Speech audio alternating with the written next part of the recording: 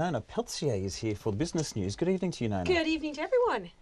Great to have you with us. NZ Tech is frustrated. We know the government backtracked on its appointment of Derek Handley as the Chief Technology Officer. NZ Tech is frustrated, and they also want to appoint their own. Yes, interesting, and they're wanting to do it without the government support. Can imagine that. Have they named their No, they haven't. In fact, they're having a meeting on Thursday. Right. Now, look, this group, NZ Tech, have about 800 organizations as members. It's a large group and growing. It's not just academia, it's government departments, it's companies, businesses like big ones like Fonterra, Air New Zealand, and agricultural as well. There's a lot of interest in what's going on with tech, and because there's such a rapid pace of change, and their frustration is they've been waiting 4 years for a chief technology advisor to give the direction to the industries. And where should we put our priorities? Where should the focus be? And they look to the government to do that. And it's been 4 years, and now they've backtracked. They had actually appointed someone, but, you know, politics got in the way, and Derek Handley, who got the job, it was pulled away from him. And it came at a financial cost too, didn't it? $100,000 plus. So, yeah. And so now the industry is saying, well, we need to get onto this. And I've asked, like, were you talking to Derek Handley by any chance? And they said, yes, they have been. He's still concerned. He's still interested. He's moved his family here. So, yeah. Anyways, I had a chat with the chief executive of the industry. That's Graham Muller.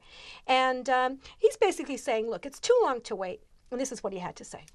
There's a certain level of frustration from across the whole tech ecosystem, I think, as we have been working on with the government for a number of years, some sort of establishment of an advisor that understands the pace of technology change and can be trusted and independent and help the government. I think everyone, including the government, realise how important this is, but for it to take so long for such an important role is quite frustrating. More pressure there put on the government by Graham Muller, a consultative government that perhaps he thinks should consult a little bit more. Well, they're going to have the government involved one way or another. Okay, we're moving on. The independent directors of Tilt Renewables have put a price on the value of the electricity generator, but shock horror, it's more than what Mercury and Infratil offered. Yes, well, Infratil wants to take it over with support of Mercury at 20%, and they've also locked up another 7% held by the Consumer Trust in Tauranga. So overall, they got 77%. So, yeah, the independent directors have come out with a report saying, well, they think that the price should be closer to $3, not $2.30. That's a big difference. In fact, they're saying, well, it should be somewhere between $2.56 and $3.01, exactly $2.79 is the midpoint. The market looked at that and said, okay, so the share price moved up nearly 5% today. That's to $2.41. But it may not be the case that people will get that $2.41 or $2, $3, whichever it is, because the large shareholders, Infratil, said that their offer of $2.30 is fair. They've got 77%. They could just sit there and not buy any more shares. It doesn't really matter what happens at the edges, because when you've got 77% control, you can pretty much do what you like in terms of making decisions for companies. We've got a time limit on that deal?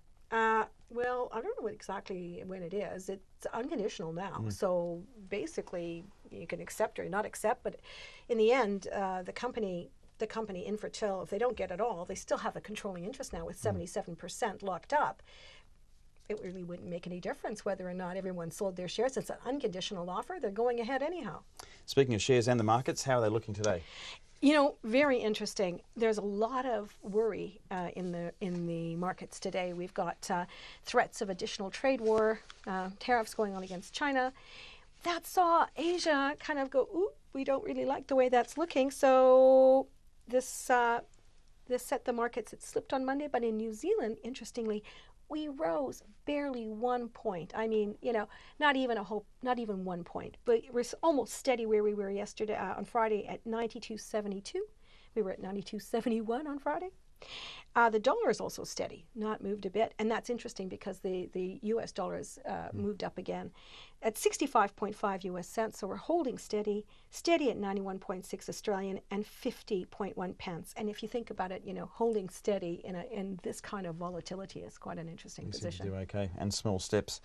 Great. Well, thank you for that update, Nona Peltier there, our business reporter, with an update on the business news.